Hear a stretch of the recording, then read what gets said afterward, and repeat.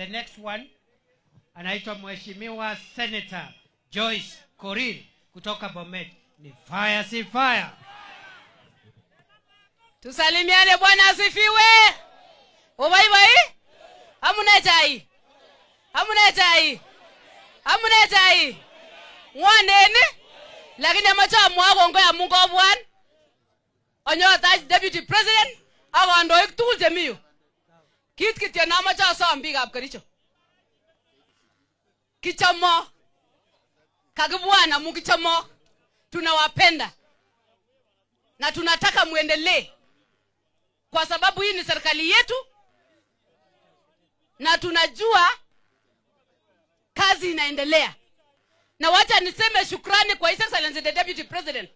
Kwa sababu ni Deputy President ambaye ameshikana na the President na anafanya kazi akifuata mkondo wa His Excellency the President. Kama kuna Deputy President amefanya kazi Kenya hii kama His Excellency the President ni Mheshimiwa Kindiki. Amefanya hajafanya?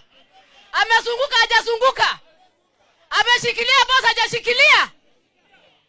Huyu ni mtu wa kuaminika. Na wacha tumshikilie.